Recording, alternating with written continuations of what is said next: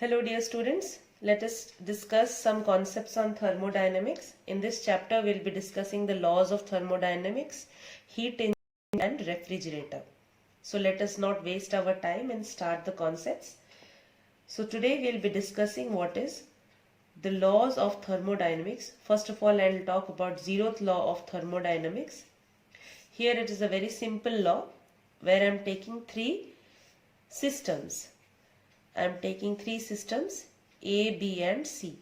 A and B are insulated and cannot exchange any particle or energy with each other.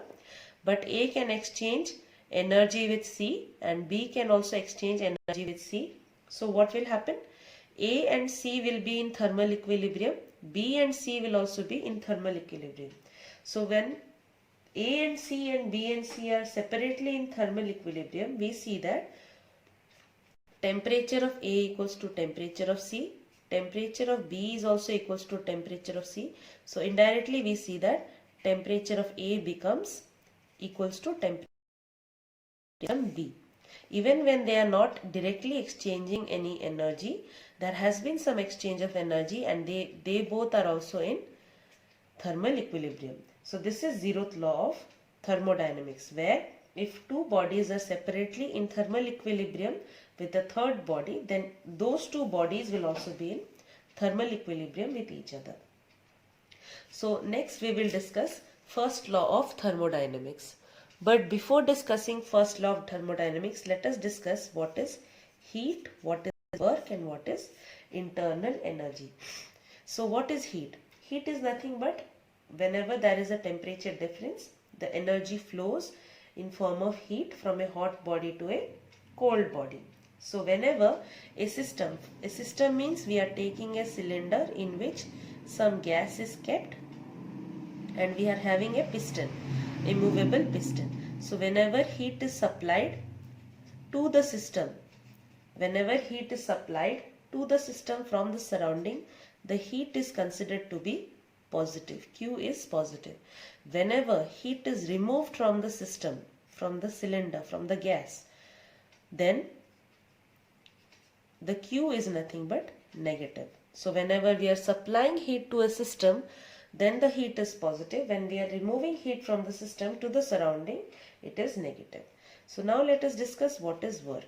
So whenever we are supplying heat to the system or to the cylinder, to the gas inside, the gas will expand because of the heat it has taken. So what I will take is, let me tell you what work is. I am taking a cylinder filled with gas with a movable piston. Alright. So I have some weights here. I am having some weights. Let volume of the cylinder be V and its pressure be P. Alright. So what I am doing is, these weights are nothing but applying pressure to the gas inside the cylinder. I am removing the pressure. Slightly I am removing the pressure of the gas. What will happen? The gas inside the cylinder will expand. It was previously here. It will expand and the piston. So there has been some change in volume because of the released pressure. So work done is nothing but force into displacement. Let this displacement be dx. The displacement occurred. But we know force is nothing but pressure into area into displacement is nothing but the amount of displacement that has. Force is nothing but pressure into area and dx is the displacement. I can write area into displacement as nothing but small amount of change in volume. So area into displacement is nothing but change in volume. So work done is nothing but pressure into change in volume. So if I find out little amount of work done, to find out the total amount of work done, I will integrate it to find the total work done from volume V1 to volume V2. So this is nothing but the amount of work done in moving or in expanding a gas from V1 to V2. Please remember, whenever a gas is expanding, that means the gas is doing work by itself. So whenever gas is doing work by gas or expansion is occurring, that time the work done is taken to be positive, and work is done on the gas. Work done on gas, that means the gas is compressing. That work done is taken to be negative. So this is how we write down work done in a thermodynamics system. So if I take the graph which is talking about the pressure and volume of the system. So this is the graph, PV graph or indicator graph. Here if I want to define a system, for example, this graph represents a system where the volume and pressure is changing from P1 V1 to P2 V2. So by the help of the graph also we can find out work done. How we can find out? We just have to find out the area under the graph. The area under the graph will give us the pressure into change in volume. So also work done can be nothing but area under a PV graph. So here you can say the arrow indicates that volume is changing from V1 to V2. That means the gas is expanding. So whenever there is expansion, this work done will be positive. So whenever the arrow is from lower volume to higher volume, there will be expansion and the work done is positive. If the arrow indicates opposite direction, that means compression is occurring from volume V2 to V1. That time the work is negative. So what is the work done for a cyclic process? So let me take a cyclic process. For example, I am taking a cyclic process. You can see here I am taking a cyclic process. That means whatever is the initial point will be the final point of the system. So if I take a cyclic process, work done is nothing but work done under or the area enclosed by the graph. So whenever there is a cyclic process, the work done is nothing but area enclosed by the graph. So this is nothing but work done. So if you find out that the cyclic process is a clockwise process, that means the expansion is occurring more than less than and the compression is less than expansion. This is expansion curve and this is the compression curve. So expansion is more than compression, then in that cyclic process. So please remember that if there is a cyclic process and a clockwise direction, that work done is positive, and anti-clockwise direction work done will be negative. So last and final we will talk about internal energy. So please remember students, internal energy is nothing but the total internal energy. We symbolize it as U. It is nothing but total kinetic energy and potential energy possessed by the gas in the system. Alright, if the initial the gas returns to its initial state, means if it is a cyclic process just like this process, if the gas is returning to its initial state, that means there has been no change in state of the gas. So that is the internal energy of the gas will remain constant. So there will be no increase or decrease in the internal energy, and the change in internal energy will be zero. So that's why internal energy depends upon the state of any system. If the state of the system is the initial state of the system, then internal energy will remain constant and there will be no change in internal energy. So now let us discuss what is first law of thermodynamics. First law of thermodynamics. Just imagine a gaseous system, the cylinder which contains some gas. So this cylinder which contains the gas, we supply some heat to the gas. So what will happen? There will be some expansion in the gas, that means some work will be done, and the temperature of the gas will also rise. That means there is some increase in internal energy. That's why whatever heat is supplied to the gas, so whatever heat is supplied to the gas, it is divided into two parts. Some amount of heat is converted into internal energy and some amount of heat supplied is converted into work. This is nothing but first law of thermodynamics. So what happens for different processes? Let us discuss. For a cyclic process, as I told, that there is no change in internal energy for a cyclic process, because the initial state is nothing but the final state of the system. So for a process, there is no change in internal energy. That's why whatever heat is supplied will be converted into work. So Q is equals to W. Similarly, for an isochoric process, isochoric, what do you mean by isochoric process? The volume remains constant. We know work is done only when there is change in volume. If there is volume expansion or compression, then only work is done. If volume is constant, that means there is no change in volume. That means the work done is zero. So if there is no change in volume, work done is zero. So whatever heat is supplied is stored in form of the extra internal energy or increase in internal energy. Similarly, thermal process, isothermal. That means the temperature of the system remains constant. That means there is no change in energy of the system. That is no change in internal energy.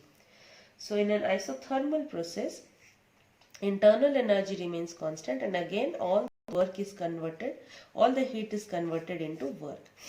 What is an adiabatic process? Adiabatic process means the system is insulated, means there is no exchange of heat with the surrounding. That means no heat is supplied. So if the system is doing expansion or compression without any supply of heat, that means no heat is supplied, then the work will be done at the cost of its own internal energy. That means it will use its own internal energy to do some work. So system will do some work using its own internal energy. So work will be done and internal energy will decrease.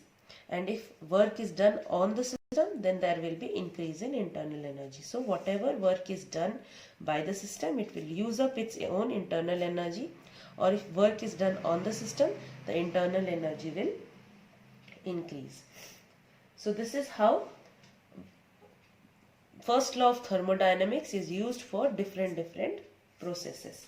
So let us now in details discuss what is an isothermal process and what is adiabatic process and what is the amount of work done during adiabatic process and isothermal process.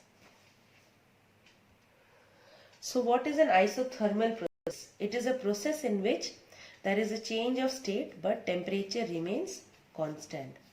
So when temperature remains constant, it obeys Boyle's law, that is PV is equals to constant. Or I can write P1 V1 equals to P2 V2. So we can write PV equals to constant or P1 V1 equals to P2 V2. Graphically we can represent it as P inversely proportional to V. So the slope of an isothermal graph,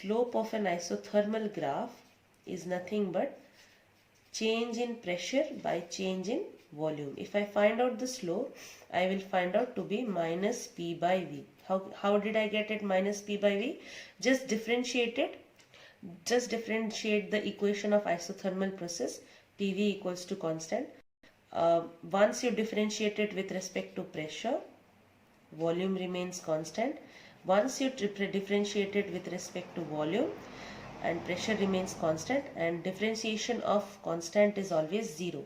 So if I solve it, I will get dP by dV equals to, taking everything on the right hand side, will get minus P by V.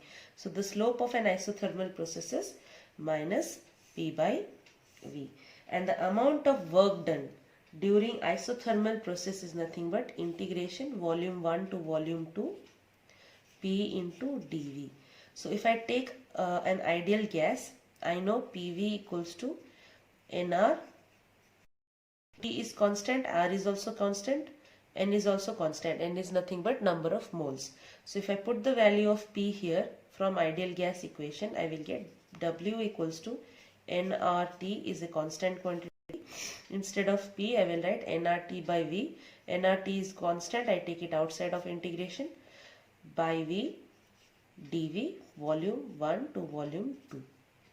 So if I integrate 1 by V, integration of 1 by V is nothing but ln V, log base E. So nRT log base E V. Putting the upper limit and lower limit, I will get W is equal to nRT log V2 minus log V1. We know log V2 by log A minus log B is nothing but log A by B. So W, work done by an isothermal process, is nRT log V2 by V1. So we can write log base E. Log base E, instead of log base E, we can also write ln. ln is ln. So instead of log base E, we can also write ln. So ln V2 by V1. So if you want to write in terms of log base 10, you have to multiply a 0.693 to convert this log base E into log base 10. Now let us discuss what is happening in an adiabatic process. In an adiabatic process, no heat is supplied to the gas. So in an adiabatic process, there is no exchange of heat and it obeys Poisson's law. What is Poisson's law? PV power gamma is equals to constant. What is gamma here? Gamma is nothing but molar specific heat at constant pressure by molar specific heat at constant volume. So this is nothing but the equation of adiabatic process. It is nothing but Poisson's law. So specific heat at constant, molar specific heat at constant volume, or molar specific heat at constant pressure is the amount of heat supplied per unit mole to rise the temperature at constant pressure. Similarly, molar specific heat at constant volume is the amount of heat supplied per unit mole, per unit moles to rise the temperature, that is per degree rise in temperature at constant volume. So gamma is nothing but Cp by Cv, and this is nothing but Poisson's. This is nothing but Poisson's law.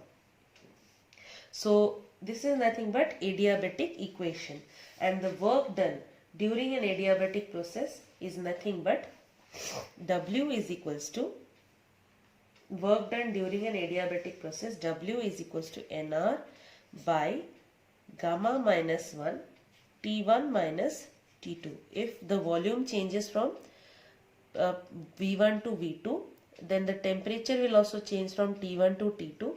So W is equals to Nr gamma minus 1 T1 minus T2.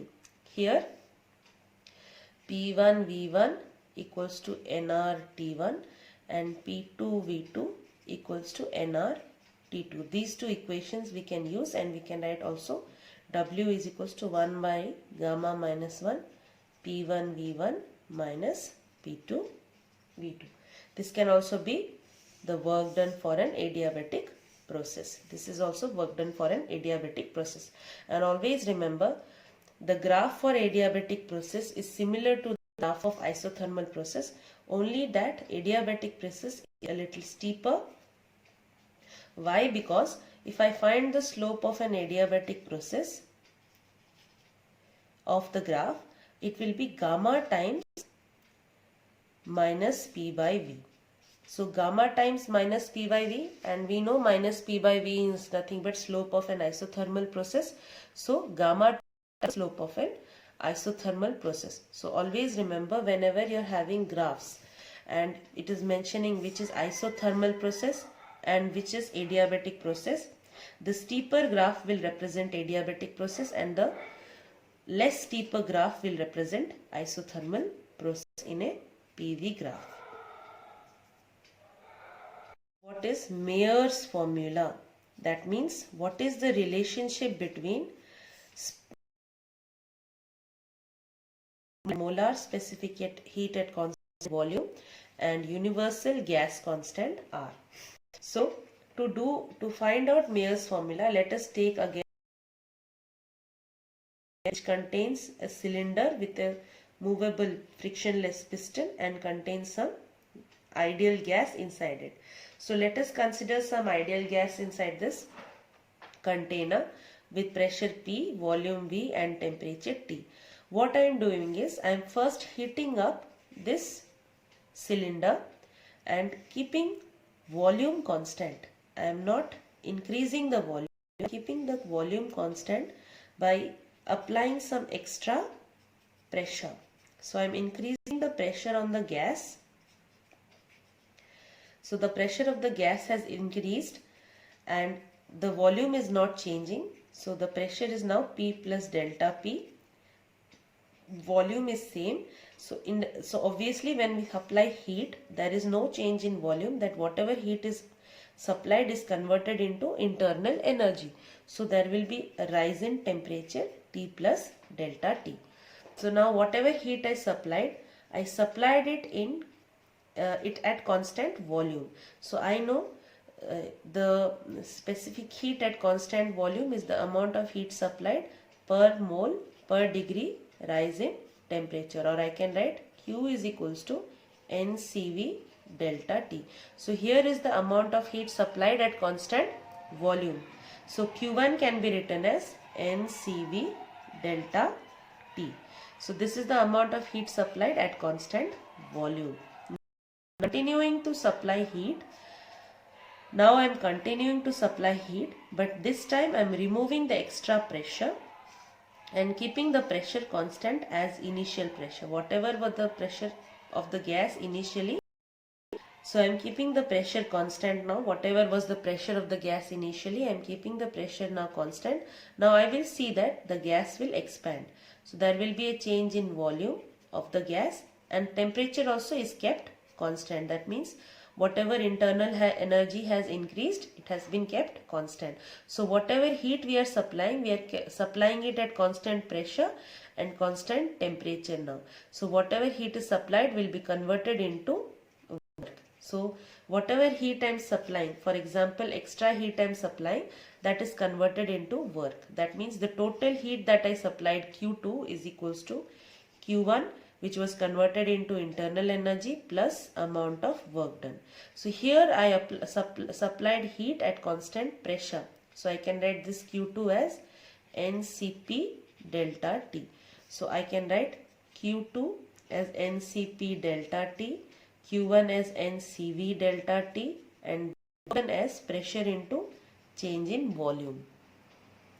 So as this is an ideal gas, we can write PV equals to nRT, or P into change in volume is equals to nR change in temperature. If volume changes, pressure is kept constant, temperature will change.